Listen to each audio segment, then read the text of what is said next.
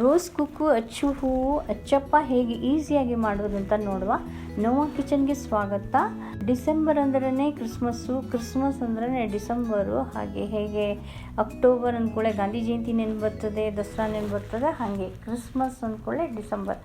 ಈಗ ನಾನು ಅರ್ಧ ಹೋಳು ತೆಂಗಿನಕಾಯಿ ತೆಗೆದುಕೊಂಡಿದ್ದೇನೆ. ಹೀಗೆ ಕಟ್ ಮಾಡಿಟ್ಟದು. ನಿಮಗೆ ತೆಂಗಿನ ತುರಿ ಬೇಕಾದರೆ ತೆಗೆದುಕೊಳ್ಬೋದು.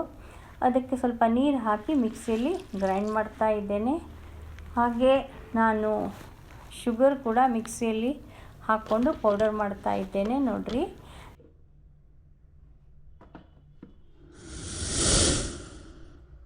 ತೆಂಗಿನ ಹಾಲನ್ನು ಈಗ ಸಾಣಿಗೆಯಲ್ಲಿ ಹಾಕಿ ಗಾಳಿಸ್ತಾ ಇದ್ದೇನೆ.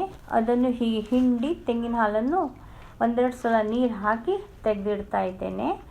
ಒಂದು ಎಗ್ ಕೂಡ ಬೌಲ್ನಲ್ಲಿ ಹಾಕಿ ಬೀಟ್ ಮಾಡ್ತಾ ಇದ್ದೇನೆ. Egg optional.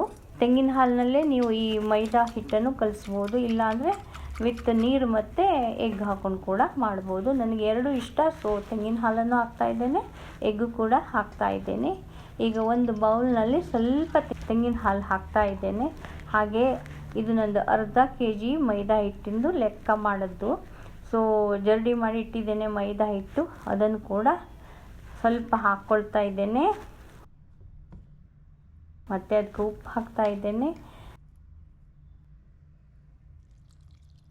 ಮತ್ತು ಶುಗರ್ ಪೌಡರು 5-6 ಸ್ಪೂನು ಹಾಕ್ತಾ ಇದ್ದೇನೆ. ಇದು ಸ್ವಲ್ಪ ಸ್ಲೈಟ್ಲಿ ಸ್ವೀಟಿಶ್ ಆಗಿರ್ತದೆ.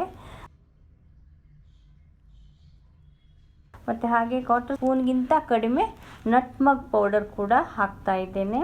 1 ಸ್ಪೂನ್ ಯಾಲಕ್ಕಿ ಪೌಡರ್ ಹಾಕ್ತಾ ಇದ್ದೇನೆ. ಹಾಗೆ ಬೀಟ್ ಮಾಡಿ ಇಟ್ಟಿದೆಯಲ್ಲ ಎಗ್ಗು, ಅದನ್ನು ಕೂಡ ಸೇರಿಸಿ ಮಿಕ್ಸ್ ಮಾಡುವ.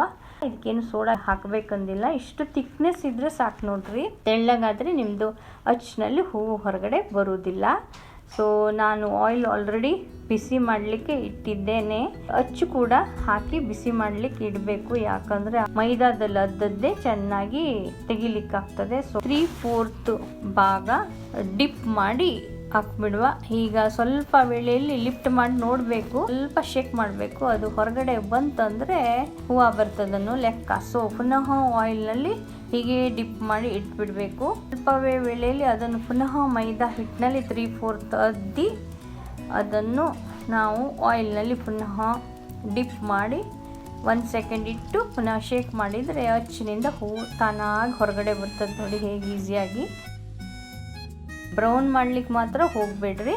ಈಗ ಎಣ್ಣೆ ಚೆನ್ನಾಗಿ ಬಿಸಿ ಆಗಿದ್ದರೆ ಹೀಗೆ ವೈಟ್ ಕಲರ್ನಲ್ಲೇ ಬಂದುಬಿಡ್ತದೆ, ಕ್ರಿಸ್ಪಿಯಾಗೂ ಇರ್ತದೆ. ಸೊ ನಮ್ಮ ಕ್ರಿಸ್ಮಸ್ಸಿಗೆ ನಮ್ಮ ರೋಸ್ ಕುಕ್ಕು ಅಚ್ಚು ರೆಡಿ ಆಯಿತು. ಸೊ ಇನ್ನೊಂದು ಹೊಸ ಕ್ರಿಸ್ಮಸ್ ರೆಸಿಪಿಯೊಂದಿಗೆ ನಿಮ್ಮನ್ನು ಭೇಟಿ ಆಗ್ತೇನೆ.